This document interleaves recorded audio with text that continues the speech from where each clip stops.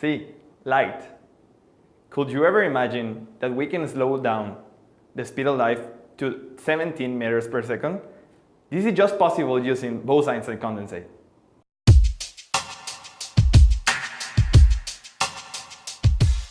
Okay, the Bose-Einstein condensate, or for many physicists called the BEC, is probably one of the most fundamental topics that you will treat while studying physics. By definition, the BEC is a state of matter of a dilute gas of bosons which tend to the absolute temperature while you cool it down. From this definition, we must point out two words. The first one, dilute, which is when you can distinguish between a liquid and a gas. And the second one is boson, for example, the photons. And the bosons are one of the two different types of elemental particles we know. And the other ones are the fermions, for instance, the quarks. The main difference between these two is that in the bosons, you can have an n number of bosons in the same quantum state, and there is no restriction about it. And on the other hand, with fermions, no matter if you had two identical fermions, there's a restriction with the quantum state of these fermions. How can we reach these ultra-cool temperatures? Well, there are two techniques. The first one is called laser cooling. But how can we cool something using lasers? Well, it is simple. The temperature is related with the average velocity. We use the laser to reduce the average velocity of the particles in the substance, using the conservation of momentum. When a laser beam carrying photons that have momentum collides with a particle, this particle will slow down, and thus it will reduces its temperature. What happens if the photon is moving in the same direction as the particle? Well, the particle would accelerate. So, using the Doppler blue shift, we select a very specific wavelength so that we only slow down the particles and we do not accelerate them. The other technique is called the magnetic trap and evaporative cooling. These two methods work together to filter the coolest particles from the hottest one. And with these two techniques combined, we can achieve these ultra low temperatures. Okay, now entering into details, a Bose-Einstein condensate is a system with n number of bosons with temperature T and chemical potential mu. As we see, the Bose-Einstein distribution of energy is the following. When we can notice when T is approaching zero, the system has no energy. And also we can see that when T is reaching zero, all the particles became like waves and start losing all the properties of a particle. Also, when all these particles are in T near zero, they are in a ground state with the less possible energy. And when this happens, they all can be described by a single wave function. This wave function is the Broglie wave function. And in this function also we can see when T is approaching zero, the wavelength is getting bigger. So first, when T is at high temperatures, the temperature, we see the particles, the individual particles moving around. When T is a low temperature, we start seeing the wave packages. And when T reaches the critical temperature, we see bigger waves and they start to overlap. And when T is practically zero, we see a giant wave. Okay, so what is this giant wave? This giant wave is the overlap of all the individual particles made into waves. And this one is the Bose-Einstein condensate, a new state of matter. So now let's see this short animation.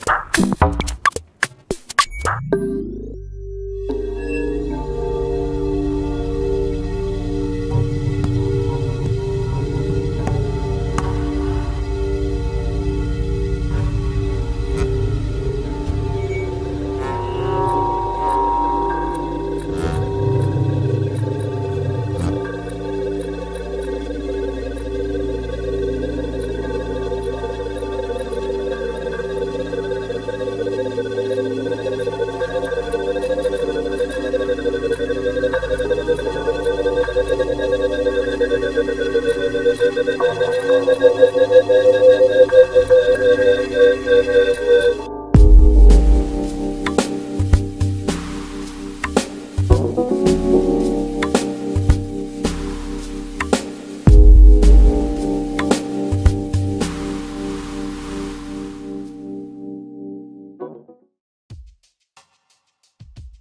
great advance in this topic was made by Beeman and Cornell, two brilliant minds from Colorado Boulder.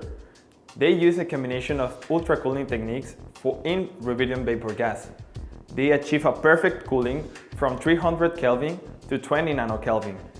This is a supercooling state where all the atoms accumulate in a ground state energy. The phase space density was consistent for the occupation of a single state. And the next graphs show you how the rubidium vapor gas condensate was accumulated at the center, where we see the blue-white color, and the non-condensate is surrounding this condensate state. The next graph shows us how the condensate is represented by this peak, and the non-condensate is represented by the flat line that is at both sides of the central peak. Okay, by Bose-Einstein statistics, we can get the critical temperature for different bosons. This is pretty important because we can determine the range at which these bosons will behave as a Bose-Einstein condensate. And the range is from 0 to the determined critical temperature. The formula is stated here, where n is the particle density and m is the mass of the boson. Well, now we have three different models. The first one is the Einstein's model. And first we will understand the fundamentals behind this. Imagine you have a pool of particles, of n particles, right? These particles will have two different quantum states, 0 and 1. Now, if these quantum states have the same energy, the probability to get one particle will be 0 or 1 will be, 50-50, right? Now, imagine you will increase the energy of the quantum state 1. Then the probability to get one particle from the pool will decrease for 1, so you will have more 0 quantum states particles, more than 1 quantum states particles, right? And this is described by this formula, with which here you can appreciate that E is the energy you increased on the quantum state 1, and T is the given temperature. Now, we will go to the general case, where you will have k different quantum states, and the establishment is the next. If you have lesser number of particles in the pool than the number of quantum states k, and you increase the temperature and decrease the density, you will have a lot of different states. And I mean a lot, because there will be a mesh of all different states from 1 to infinity, right? Depending on the k value. And this will give us a result as a gas which is classical. Now, if you decrease the temperature decrease the temperature and increase the density, you will have a smaller number of k values of quantum states, and this will